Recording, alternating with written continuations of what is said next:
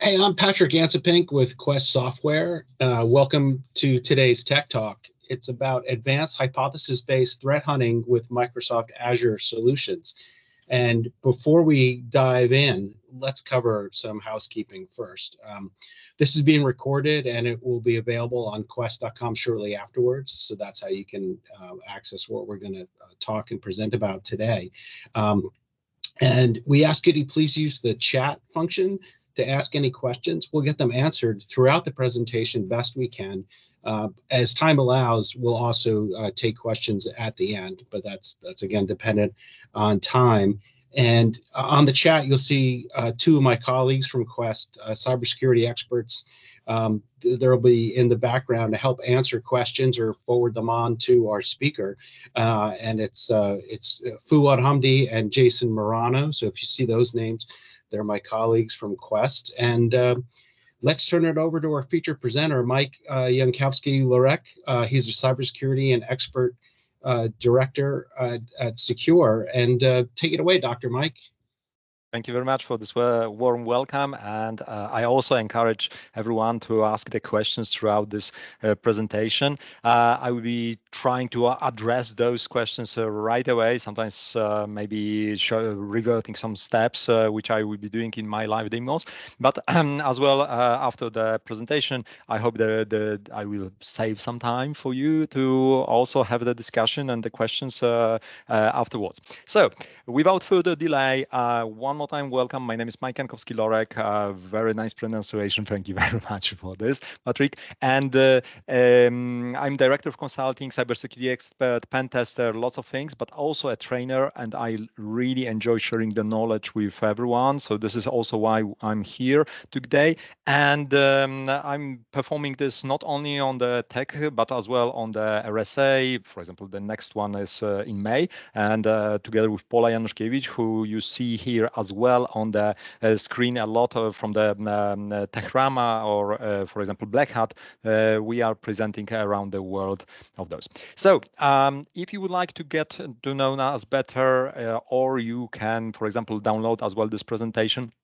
Remember that the recording will be on the Quest website. The QR code is presented right now. It will be also at the end of the presentation. Remember, okay, this is a cybersecurity event. So if we think about it, the QR code might be harmful.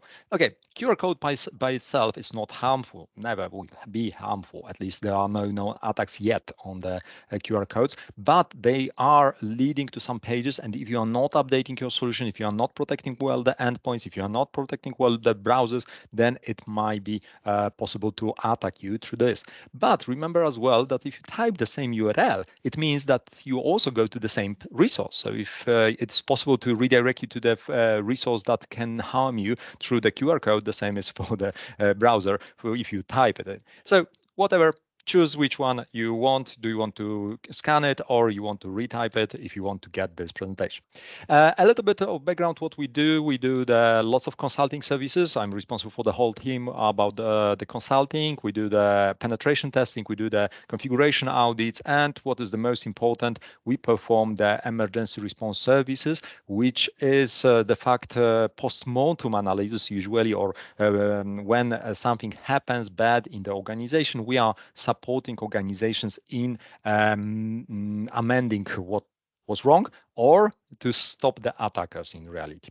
Besides that, we have two additional pillars. We have our R&D and the trainings and seminars, which is a lot of the trainings which are online. They are also in the different time zones. If you are from the different time zone than I am, I'm in the Europe, in Warsaw currently, but as well we are working around the world. Okay, without more talking about the company, let's go into the impact of the cybercrime. Let's set up the stage for what we are going to talk today about is the hypothesis-based threat hunting. But before that, let's understand why it is so needed, because everyone is telling you so far that we need to have the very good protection of the endpoints and identity. And I agree on that. Those are the core essence of the protection that you currently need to have in your organization, and focus everything on the endpoint protection and on the identity. Why on the endpoint? because usually the attack starts from the perspective of the endpoint. You go to some website, you download something, you don't know what is it there. Maybe you open some attachment that you got, maybe you got phished. And this is where the endpoint protection will prevent from really some nasty things happening in the organization. The second thing, we are living in the hyper-connected environment. We have so many different solutions, and we've been working many years on the process of finding out that it is single sign-on. So if someone compromises your credentials, they can sign into so many different solutions at the same time. And this is really a problematic part. So before jumping into the threat hunting, let's set up the stage. As I already mentioned, we provide a lot of security services, as well the services which are related to forensic investigations or incident response services. And I like very much this slide with the sneaky cat that is hiding behind the tree. And this is the same like the attackers who are sneaking into the organization and staying undetected. They are very stealthy, moving throughout the organization, the same like cat, which is trying to catch the prey. So the only good thing is that there is always something you can find. And the hypothesis-based threat hunting is slightly different than the forensic investigation, but I will get to that one in a second.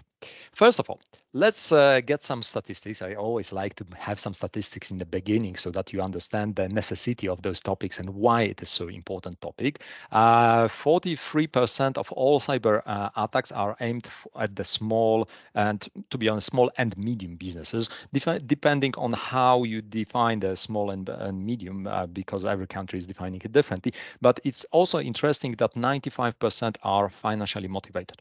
And if you can make the attack inefficient from the perspective of the money, it is the one and only way to stop the attackers from, or rather to make the attacker choose different target. And 83% involves external actors. So still we have 17%, which includes also the internal actor like admin or someone else who doesn't like anymore the company for which we are working or for which you are working, and then trying to do something internally or starting internally the attack. But in most cases, it is an external attacker who is working there. I will be not going through all of those, but of course you can see some of them. One of them most important from my perspective is that normally it is average or time to identify the breach. So since it was successful breach, data breach, till it was discovered, it's usually 197 days. This is the statistics from IBM and the Phenomenon Institute from 2023. In the past, I remember exactly the same slide we had with a slightly different statistic, slightly different number. It was originally 240 days, then it got to 204, and now we have 197 as on average. But still, it is a huge number. It is like half of the year before we are really able to detect the malicious actor who is inside of the organization. I even remember a couple of cases in which someone spotted something on one computer, one server, and then asked us to perform the forensic investigation. And we've been observing that this is something like from 2 years ago or 3 years ago already. So that was spotted really, really, really late. And you should react to any even so not significant elements that are reported to you to understand if maybe this is really sneaky guy, the sneaky attacker who is in your environment and is just tripping very low criticality level of the attacks or alerts in the organization. But it might be something very, very interesting. 69 days is the average time after detection to full recovery. And of course, no one will accept this number of the days for the business impact analysis in your organization, saying that some system can be down for 2 months, but still it is to the full extension of the recovery. And this is, of course, average time. Some organizations were recovering much, much, much longer. And that's the reason why it's so high. So let's think why. What are the reasons for low detection rates? Why it is so difficult to find out that someone compromised your environment? First of all, there is an understaffing, and it's constantly the same. And there are two reasons major for that one. 62% of organization feels they don't hire enough cybersecurity professionals. So either they do not have a budget for it, or they cannot find proper specialists. There's lack of the specialists around the world. No matter which part of the world you choose, there is lack of experts in the cybersecurity field, especially those who can lead the projects, lead the whole changes in the organization, and be responsible for the really modification of the security in the organization. 60% of organizations struggle to keep their qualified cybersecurity staff. It's normal in IT world to change the job quite often. We observe that sometimes even I get CVs in which they are changing the jobs every 6 months. For me, it says no go, but of course it depends on the organization. And I think that every 2-3 years, it's okay to see that one that someone is changing the job opportunity. But of course, it depends on the country, culture, and everything around that. But this is also showing that there is need for really keeping an eye on the cybersecurity experts, because they are really good talents, and you need to pay extremely close attention to their needs as well. 28% of alerts are never addressed. This is another statistic from the IDC from 2022, and this is related to the alert fatigue. Even last week, I had some discussion with one of our customers that they have one of the solutions, the SIEM solution, that is getting throughout the 90 days, they got 523,000 of events happening, which were reported as an offenses. And this is something that is really too much. And either they are creating a suppression rules which are stopping from appearing. But if they are creating a suppression rules which are preventing this from being even displayed, it means that when really the attack happened, and then it's going to be a little bit similar to what was in the alerts that were suppressed, it might be very difficult to find it out. So the solutions which are bought by the organization need to be fine-tuned to the reality of the environment and to the reality of the solutions, other solutions that there are in the organization. And especially see if you need to get additional personnel for handling all the alerts, maybe managed service provider that would be responsible for the security operations center, maybe something else. No or poor incident response plan. This is the number 3 on my list. And 27% of all organizations do not have a plan for incident response. And 63% from those who has it do not test it regularly. How we can test it? First of all, there are tabletop exercises. Tabletop exercises are really good for this kind of broad spectrum of the incident response, also communication plans to be tested, disaster recovery, etc. But they are not live fire exercises. So also it is important to invest into the red teaming activities or purple teaming activities, depending on which one you choose, or at least penetration testing with the knowledge of the blue team to observe what they see. But remember, the real incident response plan should be without preparation, because you never know when you will need it. So you need to have it prepared as an incident response, but test it when you don't know that it is happening, when it's going to happen, because maybe there is something that you need to adjust for that one. So red teaming or threat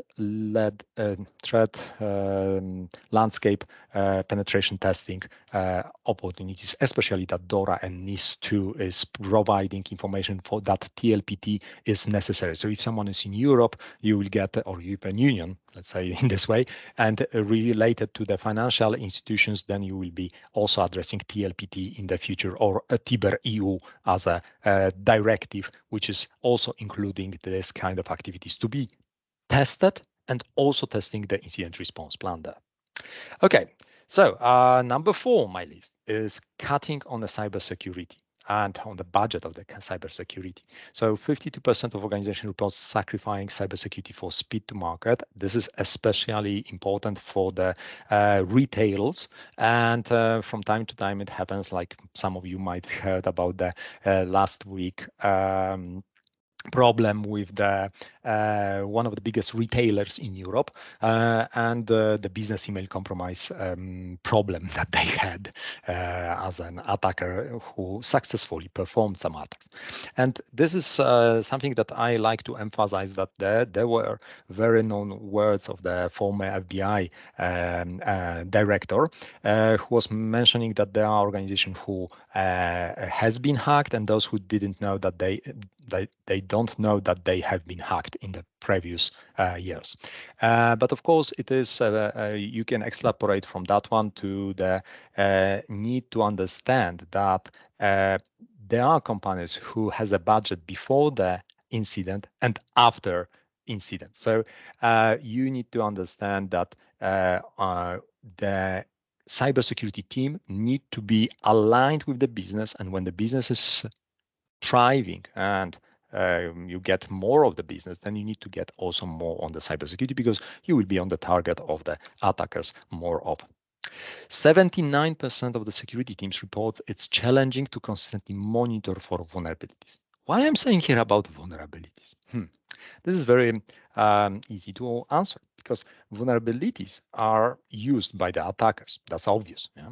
But if you don't know how many vulnerabilities you have, what are the risks for your organization, either you do not do the proper vulnerability management task, or you do not perform the regular VAPT, so vulnerability assessment and penetration testing, this is something that is showing you at which stage of the cybersecurity you are. Is it easy to get into your infrastructure? Is it easy to be stealth? So at least this one is important to understand, that you need to have a good plan for the vulnerability assessment and also for monitoring if someone is abusing those. Okay, so that was maybe for some of you boring stuff at the beginning. Let's jump into the live demo here. So let's see, I have my environment for the Windows 10 machine, and let me set up the stage first. I was doing this demo today morning as well, so I already have some users here available, so I will clean it up. Okay, that's nice, it's cleaned. And let me just clean one more file that I will be using. This is the previous log. Okay. What is the setup here? So first of all, I will show you that there is, for example, fully working antivirus solution. I will go to my DVD, open some tools. Let's use the tool that everyone knows. This is Mimikatz. And obviously, if I try to run the Mimikatz, antivirus should stop it. Okay, this is what I expect. So it's not cheating that the antivirus, and in this case, EDR, is protecting this machine. Another thing is that you might know that one of the very important things is to protect identity. And in Windows, unless you have a credential guard enabled, it is very easy to grab the credentials because they are in the memory. So if there is a user that is currently signing in but is disconnected from this one, and I use very bad example as a really with the big impact example, but just to emphasize the necessity of working on this concept. So I have here a domain admin, but it doesn't need to be a domain admin. Okay? Any user that has a higher privileges than me. So for example, help desk user, or maybe someone from financial or HR departments. So someone there. And this is something that is interesting. So here I'm using domain admin just to simulate something and to show you that it is extremely important, especially to highly privileged accounts, those who are protecting their servers or maybe managing multiple end user computers. Remember, help desk, if they are using one single account to be able to sign into multiple computers, if this account gets compromised, all those computers can be encrypted, for example. That's unfortunate. And of course, there's a second misconfiguration here, but it's very common still to have some groups of the users, developers, sometimes someone who is working with the creative kind of marketing, or maybe just an admins like IT services, but not on the privileged accounts, to have local administrator privileges. Or just simply, there are vulnerabilities. And remember, a couple of slides ago, I said that you should have a vulnerability management solution. And the vulnerabilities which allows to get higher privileges than standard user. For example, admin, local admin.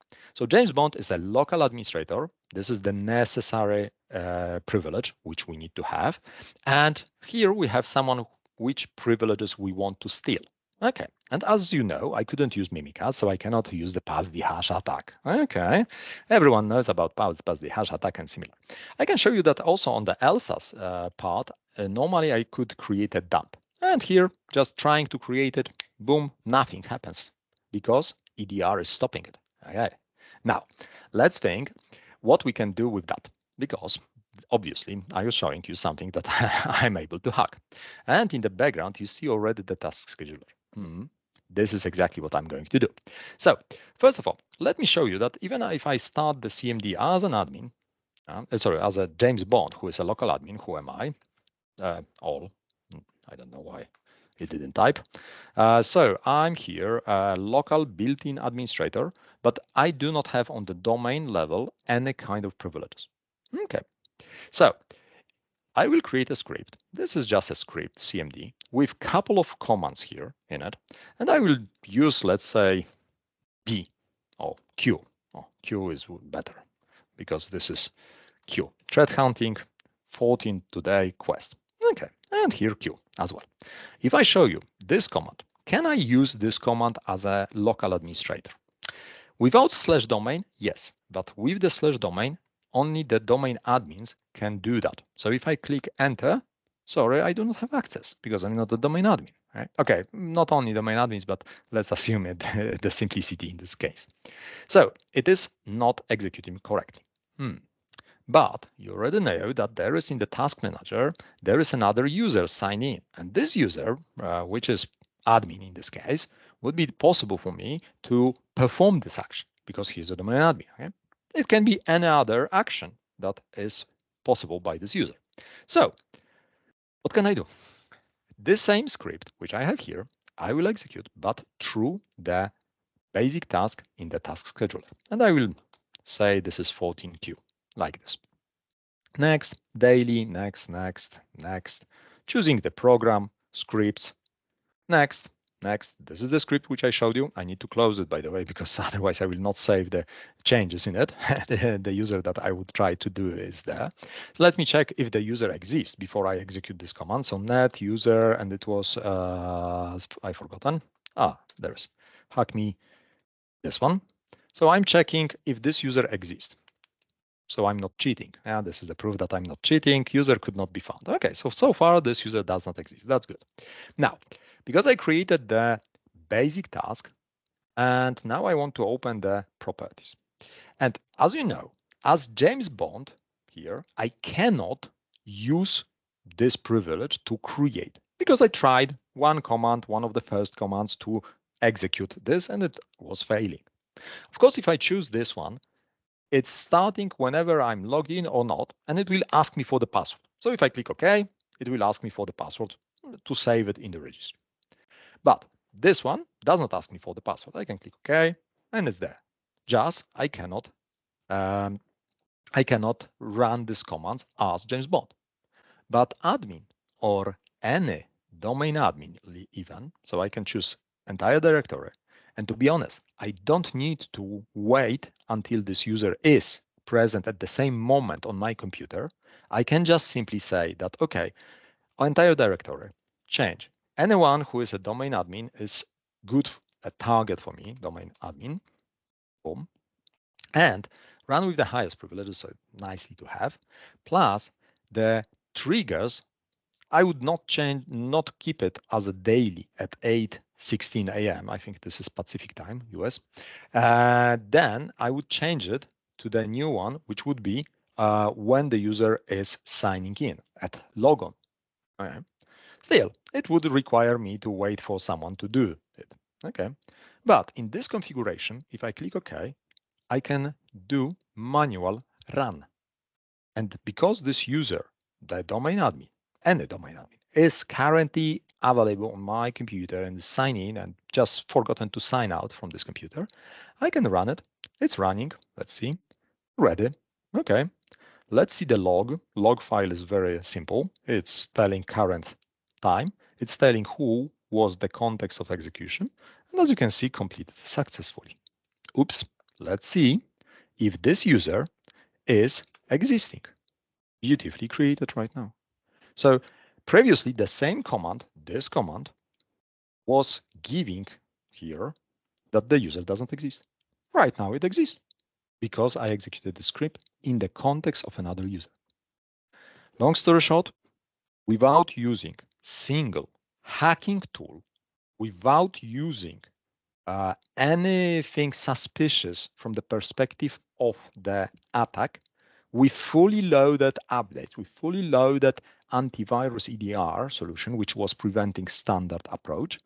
I am able to compromise the credentials, or rather the security context of any user that is on that machine, that left the session on that machine. So this is extremely important as well, to not leave the sessions, not use the same host, which could be controlled by another user, and definitely don't give the local administrator rights to anyone, because this can happen. And there was no warning from the anti-malware solution, nothing. Right? So it might be undetected, and for a very long time. By the way, there was also another thing in this script file, which is one of my favorite persistencies that is ever. This is the admin SD holder. If you don't know what is it, look it up. It's very nice kind of persistency. But it's a persistency, it's like a total domination persistency. To be honest, it's not an escalation of privileges. It's just keeping the privileges that you already got. For example, the mail. So let's go back. And this was giving me an opportunity to prepare the stage for the hypothesis-based threat hunting. Because you can say, okay, we have all the security solutions. We have XDRs, we have EDRs, we have network detection. But this can fail. This can be moved around, or rather we can go around that one to be able to stay hidden, like this cat from the beginning. It was hiding behind a tree and was very stealthy. The same for me. And this is how it is happening, that there is so many days, as someone here, Patrick, mentioned this one, that it's a so shocking stat about the long-term implication of the data breach, and as well how long the data breach is undetected. Threat hunting, which you might think it's not a proactive tool, but it is a proactive approach, versus forensic, when it's forensic is reactive, definitely reactive, because you have a victim, you have a dead body. I like to compare threat hunting and forensic investigation to the police force. I know everyone who is watching at some moment some crime stories or reading about it, and there is a police force. So threat hunting is like the narcotic team, that they are looking for drugs. They know that someone in the big city is selling drugs. Doesn't matter which big city, Warsaw, San Francisco, Stockholm, whatever. Someone is selling drugs. They know that someone is selling. That's obvious. They don't know who, and they don't know where and when. But forensic, they know there is a body, because CSI is the crime unit is at the entry, and seeing the dead body with the white line around it, and there is this reactive. So we know that there is a dead body, we know how to start, and we know from where to start. This is the main difference. But of course, all of them are looking into the past events, past data. So how we perform, and from where we can take the data from. First of all, external threat intelligence feeds, which are giving us those IOCs. For example, you just got information, hey, scheduled tasks can be really harmful for my organization because there might be this malicious way of going around the anti-malware solution. And this is the feature, it's not a bug. So, network logs, that's the second thing. From there, we are getting all the information, for example, about shadow IT. Shadow IT is very popular way of convincing someone to either make a backup, on the personal email, or maybe making opening the team viewer because they just pick up the phone and someone is telling them, hey, I'm from Microsoft, I'm from the security team, and your computer has been hacked and I need to support you. Please open the AnyDesk, team viewer, and many other solutions which are for remote management. And this would allow them to remotely control the computer of the user that has no idea what is happening on that when they are doing it, because obviously they asked me for this and convinced me that this is okay. Network logs can help you in this. And the last one is the system alerts, but this is really something that you never stop. The data sources, more than better. Yeah, so if you get it more, it's much better for you. So how to create a good hypothesis by threat hunting. So in general, how to get a good hypothesis. First, you need to have an IOCs and IOAs. What to look for. Okay, so for example, one of the indicators of compromise is that maybe someone was suspiciously creating user under some suspicious conditions. The second thing is that someone can ask for the feed from the external sources. So for example, that there is a new version of the attack that is popular on the all over the world, and there are some kind of hashes or files or tactics used by the attackers in the APT group. Then we have a vulnerability scans saying which areas of our network, which elements are not so well protected, or on which these attacks can happen. So this is also very important. And then we are formulating hypotheses. For example, hypothesis might be that, okay, someone is using remote management solution to control the host on which there is an attack, or through which there was an attack. And another one might be that someone created a scheduled task to go around the anti-malware solution. And what we do with this kind of hypothesis? Okay, of course, first we formulate it. Then we analyze available IOCs and intel. Then we verify available sources of information. So how I can search for those IOCs, IOAs, okay, to prove or disprove, so reject the formulated hypothesis. Next, we validate or reject the hypothesis. And someone can tell you, so we are going to spend, for example, 1 week on searching for something that most probably never happened in our organization. The question is, why do we do that? First of all, to have 100% certainty that we are not missing something, that someone is not the stealthy cat from the beginning of my presentation that is hiding, but maybe there is something even more important from this kind of rejection of the hypothesis. Because if the hypothesis is true, then we need to respond to the threat and create the rules for the further analysis to detect this kind of attack. But if it's rejected hypothesis, which I wish you that all your hypotheses got rejected in some moment, that would be the best, because then you are safe and not not really attacked successfully. But even rejected hypothesis is giving us additional insights. Do we have what it needs to be done? What are the sources of information? And if we have enough information to eliminate, to reject this hypothesis. So basically, we can eliminate the blind spots which might happen in the organization in this exactly solution that we are looking for. And there is a lot of solutions, and one of those, of course, I already mentioned the XDR solution from Microsoft Azure, or rather in general Microsoft, and there is a whole stack of the Defender products. I just mentioned some of them which are very important from my perspective is the endpoint and identity. I already mentioned those two for you. Of course, everything around the Office protection and the cloud apps, which is really nice in detection of the shadow IT. So for example, this schema with the TeamViewer or similar products.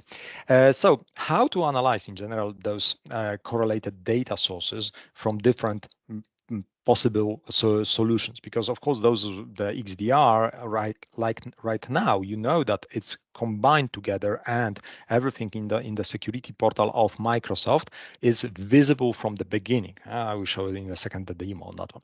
But there is also a SIEM solution. There is a SIEM solution, for example, QRadar or Sentinel or any other ELK stack, but I'm focusing here on the SIEM, which is the Security Information Event Management. In Microsoft, the SIEM, really nice working. Sentinel, there is a lot of goodies which are coming with it. There might be, and there is still some part of the work that need to be done around the event management per se of those incidents, but the tasks already are there. The security copilot is coming, which is really, really good. I do not have access yet to the security copilot, but as I have heard, it is going to be available on the 1st of April. I hope it's not an April Fool joke. And it shouldn't be so expensive as it was in the initial stage. And the Microsoft Sentinel, of course, have alert detection, threat hunting, and lots of other elements. But let me first show you a couple of things here in my environment, because it's time for another demo in this case. Yeah? So I will look briefly in my environment. I have here some advanced hunting queries, but let me just first, oops, my browse, my control is here. Come on, move it. Oh. Annoying element of security when the top bar is hiding your bars in the zone. Okay, let's get to the security portal.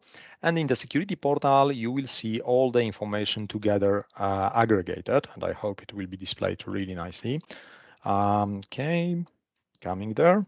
And in the security portal, you will see incidents, hunting, etc. Let's see if I can see anything that is matching what I was doing, because this was a monitored solution. Okay? So let's see. Okay, you will see the different times stamps because I'm currently in the different time zone. But Mimikatz credential theft tool was used here. Okay, and this is my Windows 10 client 01. Let's see how many alerts I have on that one. So this is the incident, and I have two of them. Probably, maybe it is not even from now, but from the previous execution. But this is 8 a.m. Probably it was aggregated with 4 p.m. Yeah, this is the one. Here we go. So I was doing it around 4:14, 4:12, something like that. But also there is a suspicious access to the ELSA service. So the previous actions which I was taking are visible in the Sentinel, and sorry, not in the Sentinel as well, but in the Microsoft Defender XDR. And this is visible here. Also, who am I? Suspicious account creation is visible here. So, for example, this is the from the previous attempts. But if I look into the discovery of invoking, there's task manager, notepad. I was editing the scripts. They are only visible as a remote execution because it was connected with the same CMD in which I was performing the other activities. This is only why it is there. There is nothing related really to the scheduled task in this one. Yeah? Of course, I can search for other incidents, and there should be like a multi-stage incidents right now here. This one, probably this one will have this information, but it is only qualified as this incident with the suspicious ELSA, suspicious account creation, because previously I triggered it like creating a user or attempting to create the user, and this triggered in general closer look at the actions that I was performing. If I would not start the Mimikatz, if I would not try to do the memory dump, this would not be a suspicious creation of the user, because this is suspicious account creation. It was created in under some circumstances, as you can see, user created under suspicious circumstances. So this is something also interesting. Of course, at any point in time, I can jump into the advanced hunting. So if I find out some alert that is important for me, for example, user account created, and I can do here either see timeline, I can manage the alert, I can tune alert. But if I try to see it in the timeline, I also can select one of those elements and start searching for it in the KQL, which I will not be doing right now, not to waste time in the KQL, but all of them can be verified. And you see, anomalous account lookups was on the low level only. But in total, because I was doing different sequence of the actions, for example, with net or net one, this is something that is interesting from the perspective of the EDR. Okay, but how to perform the Sentinel threat hunting? Let me just jump to my Sentinel. I hope, oh, this is the one. And boom, boom, boom. Let me get my menu. Not this one. Let's go to the home and let's jump to my Sentinel. And in the Sentinel, you will see a lot of my events. Oh, I'm in the resource group. That's not the Sentinel. Wrong icon. Microsoft Sentinel here and here. Yeah. Boom. And we are here. So logs. First of all, of course, everyone knows that there is a plenty of logs that you can do, and writing the time the different KQL queries. You will see also the incident that for my test environment, there's a lot of incidents. They are maliciously created, manually created. But if I try to search for the multi, it will find this multi-stage incident, which has this 11 different alerts in it. I will get to this one very, very, very soon. But what I wanted to show is that the goodies which are coming with any kind of cloud solution, for example, this one, it is giving us an opportunity to create different hunting activities. For example, I have here a raccoons LTD hunting activity, which I was already running. There is 20 queries selected. I can, in the queries, write my own query or add queries from the already repository of the queries. And I can find out, for example, that I want to add this net1 exe discovery activity, which is coming from the tactics discovery. There are different data sources which are used in the different events. And there is, for example, a sunburst that I can get from the SolarWinds because it was provided probably by the community as a tactic. And then it is possible to add those. There's like 122 which I haven't yet used, but my Sentinel doesn't have so many different sources of information because those are up. Oh, I did it twice. Today morning I did it as well. So oops, 1 second. Here we go. And those activities can be run all together. They can be scheduled, and then you can get the reports on that one. So there might be an automatic threat hunting. Of course, if you already paid for the query, someone did it, you can create your own playbooks. You can create your own queries here, and then just look at the results. And you can see that this is the query that is looking for the net user or local group to find out that there was something suspicious. Masquerading, this is another one which was used for something. There is a valid account, domain account. So if you are searching or enumerating domain admin or changing, in this case, it's just changing group membership. So you can also learn how it can be done from this solution. And there is also plenty of playbooks, plus Microsoft is preparing for, as you can see, Content Hub and possibility of buying those kind of additional solutions, additional content that you can later on purchase. Right now, everything is, as I remember, free. Also, the queries are coming whenever you are adding some additional data connectors. So per each of the solutions, you will have the data connectors. Of course, I can connect new elements. Just where's my connectors? I think I have my too small screen to see the possibility of adding the connectors at this moment. But later on, of course, it would be possible. Okay, what else? Whenever we are working with the threat hunting, or in general, the threat hunting is happening in some language. In my case, it would be KQL because I'm using the Sentinel. And of course, this is the advanced threat hunting with the KQL or with the Sentinel or other solutions from Microsoft. Remember that at some moment, we will always end it up on the timeline, which I didn't show you yet, but we will get there. And when we are performing the manual hunting with Sentinel or with other solutions, so for example, if I'm looking into the another incident that is there, so let me just find some of the incidents and try to do something with it. Again, multi. Okay, let's find it out. And for example, there is this one, the multi-stage incident involving execution and discovery.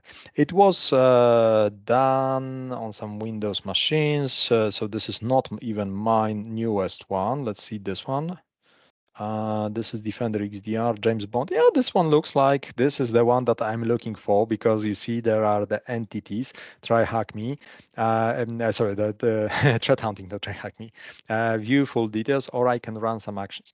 I wanted to mention here that there is a plenty of solutions that are giving you additional benefits of using this kind of solutions. You can have an automated playbooks executed. And for example, I have here created an automated playbook for OpenAI.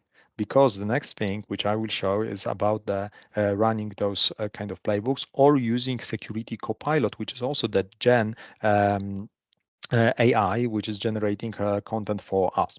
So if I look up the full details, sooner or later I will end it up on the Microsoft XDR because it was reported through that one. So if I click on this one, it should bring me exactly to the same incident, but in the proper tool. Always try to see the whole spectrum from the Sentinel perspective, from the SIEM solution perspective, and then deep dive through the solution that was bringing you the events, because this is the closest you can get to the event itself.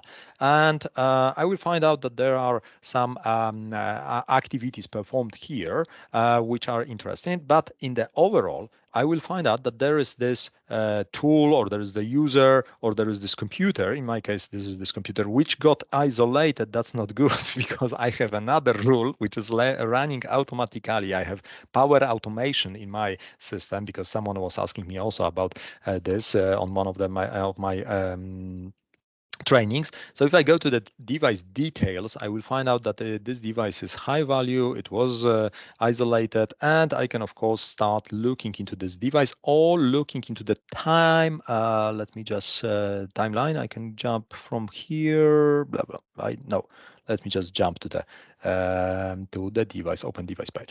From the device page, I can jump into the timeline, and of course here would be visible. I make it a little bit bigger for you guys because normally I'm hunting this on like those very ultra wide screens, which are allowing me to work with so many multiple sources of information. This is very useful as well to have a good toolkit, and the timeline is very, very useful for us all the time because it's the closest to all the actions that were happening in the system.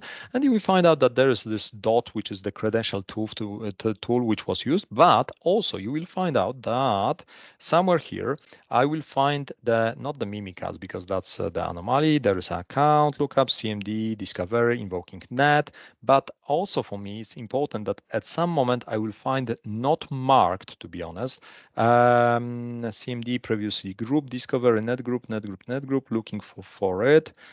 Still looking. Oh, there is MMC process updated scheduled task. And as you can see, the scheduled task was created.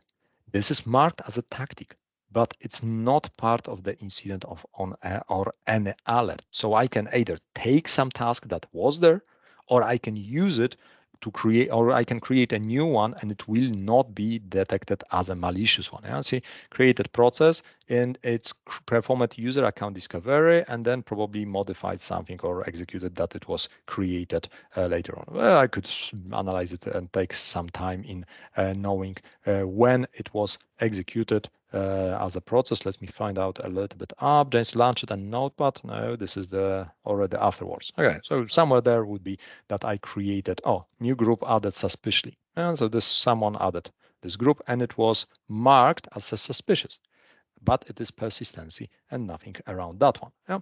To be honest, this one is marked as a severity medium because this device is also a high. Okay, but AI is coming to absolutely every possible aspect of our work, as well to the threat hunting and through the security. Most of you have heard about Security Copilot, but of course we can use any kind of generative AI. For example, OpenAI from and the ChatGPT from OpenAI, and it can be used for non-experts to refine the queries, to create the queries, to perform the hypotheses, and to really use this tool for copy and paste. OpenAI in the threat hunting can be used in the different aspects. And one of the aspects is that I can run the playbook, which is connecting to the OpenAI saying, hey, I see this kind of multi-step incident, or there was something that I can run. Maybe I can show on something more interesting. Anomalous account, maybe on this one I can do that. This is the event only, so can I it's already giving me the recommended steps because this is the modified information, but it's not generating the tasks which would be here. After running the boom, boom, boom, incident actions, running the playbook. I don't remember if I ran it already on this one, so I can just try to run it again. Worst case scenario, it will create twice the same output. This is just proof of concept. We spend on that one 1 hour to connect it to the chat GPT based on some open project from the OpenAI and the GitHub. And as you can see, in this kind of Sentinel would depend on the specific incident and occur, however, some of the common tasks and what you should do on the common tasks. So these are the tasks or the queries. In this case, it does not know what to run as a query because this is the multi-step environment. And as Patrick mentioned, this is very good time for the posting the questions because we are very at the end of this.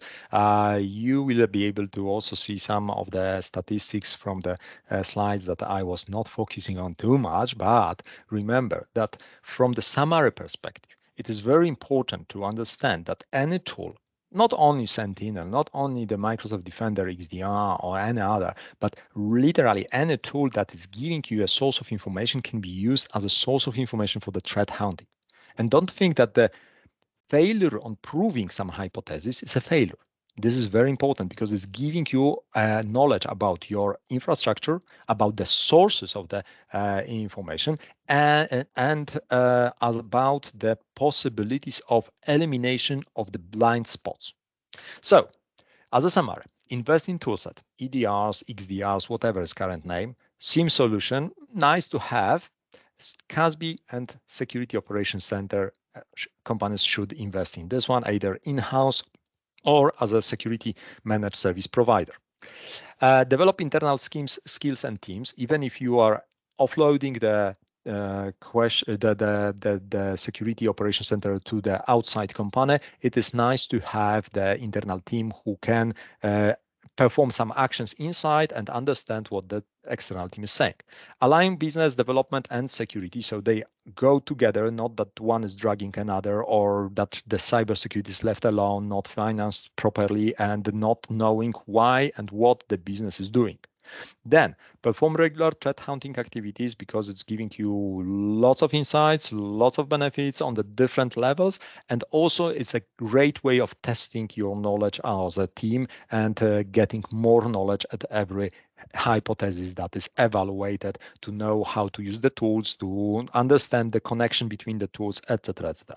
And prepare the test good incident response plan. This is always, no matter which presentation I'm doing, this is very important aspect, and monitor cybersecurity trends and adapt to the newest threats because this is also extremely important. If during the presentation, of course, I was not using at this moment any kind of tools that we are developing, but if you want to download them, the link will be in the presentation. The same if you want to explore more about the different possibilities of our what we present of our R&D team, and as well there is lots of information about the trainings that we also do about the Azure, about the on-premise solutions, about the architecture of Windows. So also those kind of attacks which I showed you here. And as always, as I mentioned, there is this link which you can use. And now is the time for you for the questions. We have still 6 minutes to go. So let's see if there are any questions. So far, I didn't see any. So right. Yeah. So we'll still give a couple more minutes here. And Dr. Mike, thanks for your presentation and also the offer of the tools and the training that you provided. While we're seeing if any questions come in, we do have another tech talk coming up next week. It's next Tuesday, March 19th. That's the same time as right now. And it's about boosting your Microsoft 365 admin and security with AI. And use Katie put the link in the chat there so that you can register for that. So let's see. And oh, did I over talk on someone? No, go right ahead, Patrick. You were in the middle of a thought there. Sorry. Okay, and let's see. I happen. There is a question, so I wanted to make sure we filled it. Yeah. Oh, yeah. Go ahead, Jason. Thanks. Yeah. So, Dr. Mike, what are some practical strategies for organizations to secure their remote workforce in today's cybersecurity landscape? Yeah, it all depends on the organization and how they are working. Lots of organizations still works with the VPN connections, but just remember that the VPN connection can be also used for the pivoting through it by the attackers. So if you select that there is a connection, or maybe always on VPN or anything else, that gives the possibility of connecting from your workstation to the network, that this should be treated as not so, let's say, trusted device. Still, even that is fully controlled by the IT team, but still some of the elements that can be used for authentication to the VPN can be taken over by the attackers. So for example, must have is to use MFA. No matter on which kind of remote access solution you are working, MFA or strong authentication. Let me get it correctly. So the strong authentication, for example, based on the certificates that are on the smart cards, or they are based to the inside of the TPM of the device, they are really nicely protected, and they can be used to protect access through the VPN, always on VPN, or any other remote solution access. Maybe some of the companies are using still different older version of the solutions with the maybe just APNs, yeah, which are connecting directly through the internet providers, or there is, of course, the modern way with the portals and using the web browser to access the inside of the non-persistent devices, for example, Horizon or Microsoft solutions for the Windows 365. So it's possible to use them as well.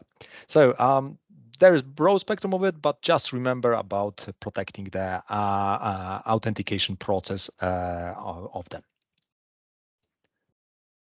Are there any other questions? Let's see. Excellent. Yes.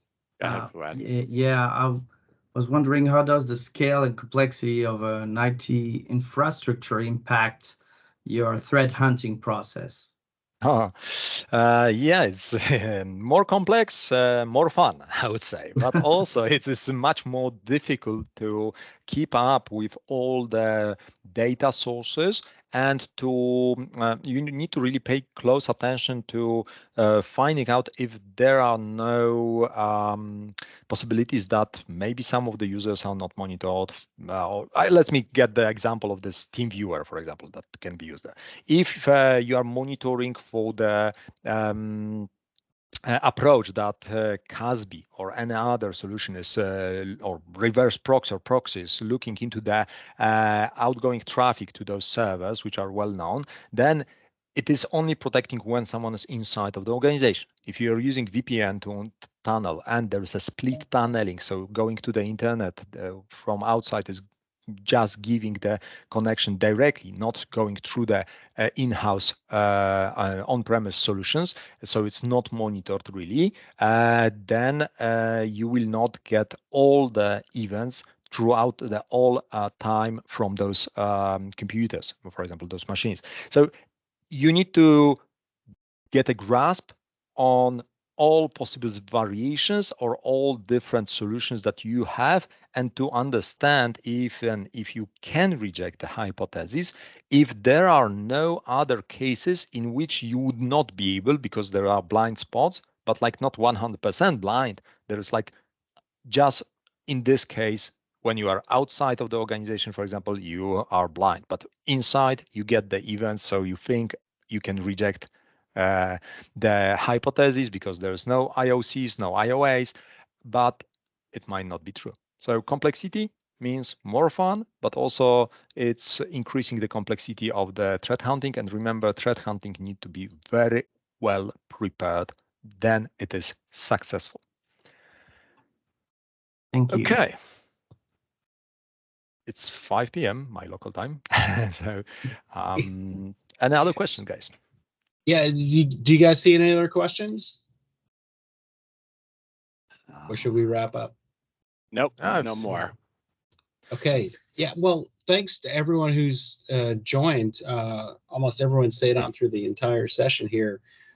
This is a virtual tech talk. If you want to see tech content in person with more access to speakers and experts like Dr. Mike, Microsoft MVPs, Quest employees who are, a lot of them are MVPs themselves or come from the same backgrounds that probably your jobs look like today.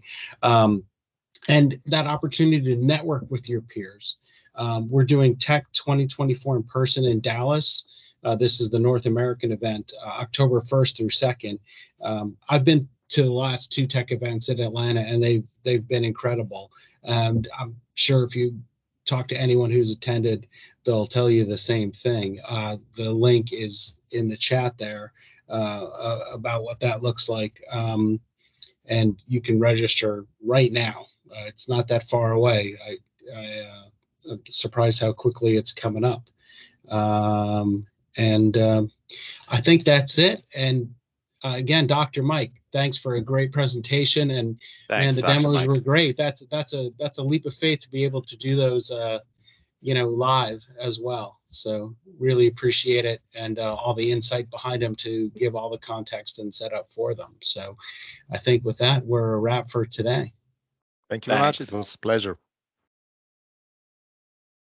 Thank you, Dr. Mike. Thanks, everyone.